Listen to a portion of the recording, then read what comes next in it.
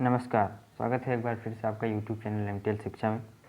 आज हम chapter number 2 का पार्ट 3 करेंगे। इससे पहले मैं 2 वीडियो और कर चुका हूं जिनमें मैंने पार्ट से फर्स्ट और सेकंड के बारे में डिस्कस किया है। अगर आपने उन दोनों वीडियोस को नहीं देखा है तो उसके पहले जाकर उन वीडियोस को देखिए, उसके बाद आप इस वीडियो पर पार्ट नंबर 3 पर आइए। तो चलिए क्वेश्चन को डिस्कस करते हैं। तो चलिए शुरू करते हैं। क्वेश्चन नंबर 51 देखते हैं। क्वेश्चन है, डॉट मैट्रिक्स प्रिंटरों द्वारा छपाई किसके माध्यम से की जाती है? ऑप्शन हैं ए है बिंदुओं, बी है रेखाओं, सी है अक्षरों और डी है नंबर। तो आप क्वेश्चंस को पढ़कर ही आप अंदाज़ा लगा सकते हैं कि डॉट मैट्रिक्स प्रिंटर्स के बारे में पूछा गया है। तो इसका ऑप्शन नंबर ए जो है बिंदुओं, ये करेक्ट हो जाएगा। चलिए क्वेश्चन नंबर सेकंड देखते हैं। सेकंड इन द मीनिंग की क्वेश्चन नंबर 52 देखते हैं। क्वेश्चन नंबर 52 है, फोटोकॉपी मशीन के सिद्धांत पर कौन सा प्रिंटर कार्य करता है? ऑप्शन है इंकजेट, बी है डीएमपी, सी है लेजर, डी है ड्रम प्रिंटर। तो आप जानते हैं कि फ़ोटोकॉपी मशीन का जो सिद्धांत है उस पर लेजर प्रिंटर काम करता है। तो इसका ऑप्शन नंबर सी जो है करेक्ट हो जाएगा। चलिए नेक्स्ट क्वेश्चन देखते हैं। रोम में उपस्थित प्रोग्राम क्या कहलाते हैं? ए है बायोस, बी है यूनिट, सी है रैम, डी है प्रोसेसर। तो रोम में जो उपस्थित जो प्रोग्राम्स होते हैं उन्हें हम बायोस कहते हैं। ऑप्शन नंबर ए जो है इसका करेक्ट हो जाएगा। चलिए क्वेश्चन नंबर 54 देखते हैं। रोम में कंप्यूटर निर्माण के समय ही क्या संग्रहित कर दिए जाते हैं? ऑप्शंस हैं ए है डेटा, बी है निर्देश, सी है प्रोग्राम, डी है प्रोसेसर।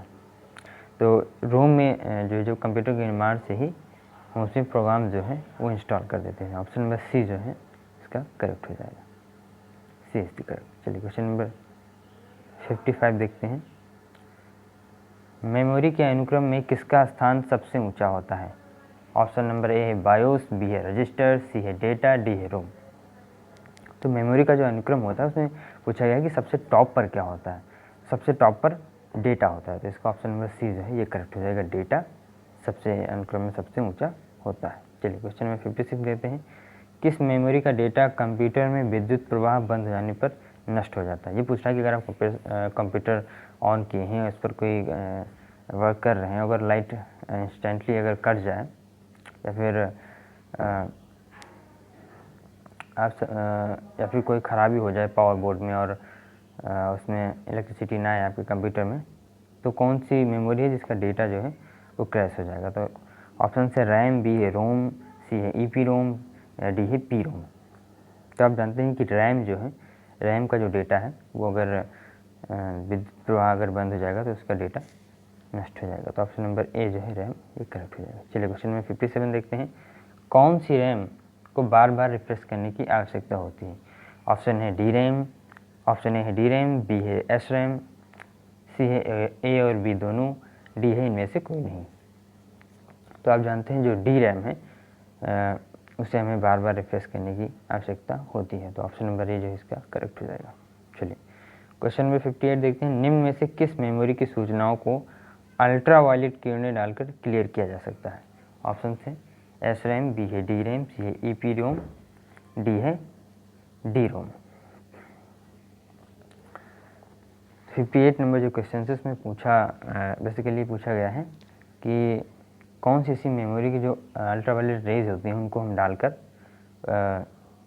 उनकी जो सूचना है, जो डेटा है, उसे हम डिलीट कर सकते हैं एक प्रकार से।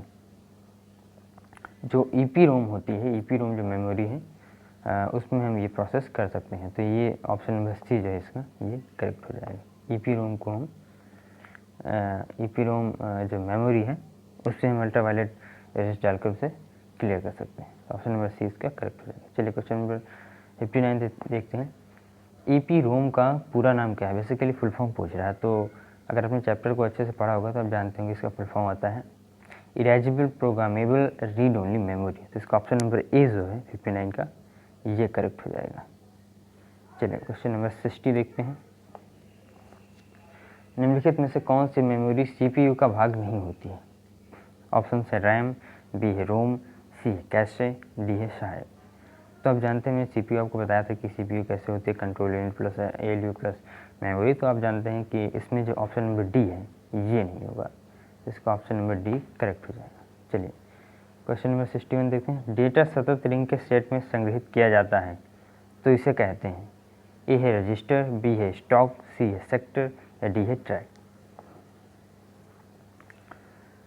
तो डेटा जो सतत रिंग के सेट में संग्रहित किया जाता है उसे हम ट्रैक कहते हैं। तो इसका ऑप्शन नंबर डी जो है वो करेक्ट हो जाएगा।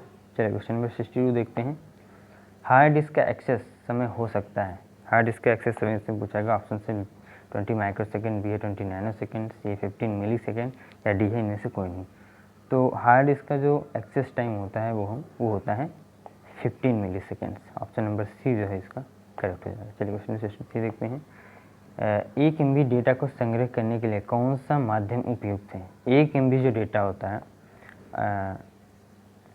1 MB का डेटा आप कह सकते हैं कोई फाइल है, आपकी कोई फाइल है, PDF फाइल भी हो सकती है 1 MB की।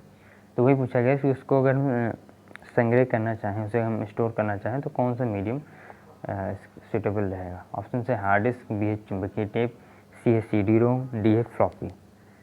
तो इसका ऑप्शन नंबर सी जो है CD-ROM हम यूज़ कर सकते हैं 1 MB डेटा को स्टोर करने के लिए। CD-ROM is the correct option. चलिए क्वेश्चन नंबर 64 देखते हैं।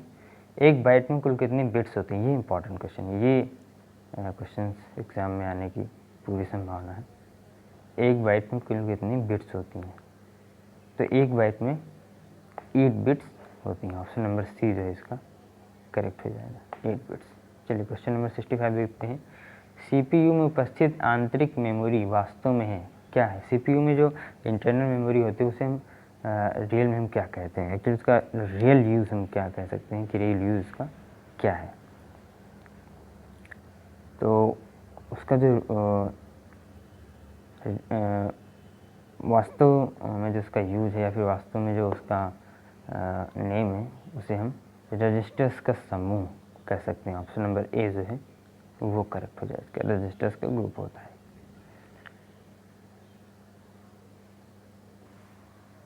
चलिए क्वेश्चन नंबर 66 देखते हैं। बिट्स का एक समूह जो कंप्यूटर को किसी विशेष कार्य को करने को कहता है क्या कहलाता है। बिट्स एक्चुअली अभी ऊपर क्वेश्चन पे आया था कि एक बिट में कितने बिट्स होती हैं। तो 8 बिट में, एक बार फिर से आप रिवाइज कर लीजिए, 8 जो बिट्स होती हैं उनमें एक बाइट होती है। ओके, तो इसे आप ध्यान रखिएगा। चलिए, तो पूछा गया है कि बिट्स का एक जो ग्रुप होता है कंप्यूटर को किसी विशेष कार्य करने को कहता है वो क्या कहलाता है। तो उसे हम ऑप्शंस हैं इंस्ट्रक्शन कोड, बी है माइक्रो ऑपरेशन, सी है एक्यूमुलेटर, डी है रजिस्टर। तो उसे हम इंस्ट्रक्शन कोड जो है कहते हैं। ऑप्शन नंबर ए इसका करेक्ट हो जाएगा। चलिए क्वेश्चन नंबर 67 देखते हैं। सिस्टम यूनिट के मेन सर्किट बोर्ड को कहते हैं क्या कहते हैं। सिस्टम यूनिट का जो मेन सर्किट बोर्ड होता है उसे हम क्या कहते हैं। ऑप्शन से कंप्यूटर प्रोग्राम, बी है कंट्रोल यूनिट, सी है मदरबोर्ड या फिर डी है रैम। तो उसे हम मदरबोर्ड कहते हैं। ऑप्शन नंबर सी इसका जो है सही हो जाएगा। सिस्टम यूनिट के मेन सर्किट बोर्ड को ही हम मदरबोर्ड कैसे नाम से स्पष्ट हो रहा है मदरबोर्ड। तो ये मदरबोर्ड जो है इसका करेक्ट ऑप्शन हो जाएगा। चलिए क्वेश्चन नंबर 68 देखते हैं।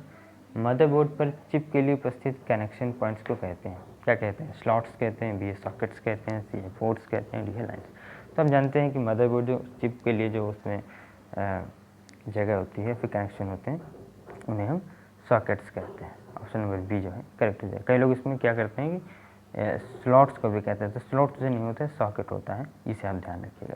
सॉकेट्स जो है इसका करेक्ट ऑप्शन हो जाएगा। चलिए क्वेश्चन नंबर 69 देखते हैं।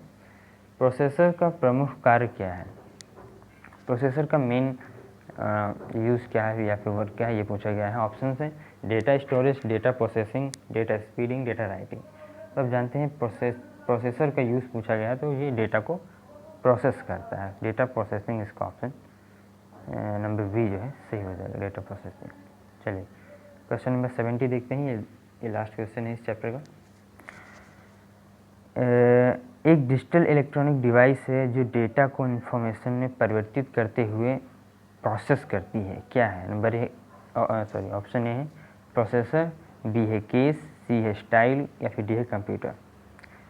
तो प्रोसेसर की बेसिकली डेफिनेशन दे दी है। ऑप्शन नंबर ए जो है ये करेक्ट हो जाएगा। प्रोसेसर एक डिजिटल इलेक्ट्रॉनिक डिवाइस है जो डेटा को इन्फॉर्मेशन में परिवर्तित करते हुए प्रोसेस करती है। तो इस तरीके से आपके 70 क्वेश्चंस कंप्लीट हुए और ये चैप्टर भी फिनिश हुआ। इसके बाद हम चैप्टर नंबर 3 करेंगे, विंडोज ऑपरेटिंग सिस्टम। उसके बारे में हम अगले आने वाली वीडियोज़ में चर्चा करेंगे।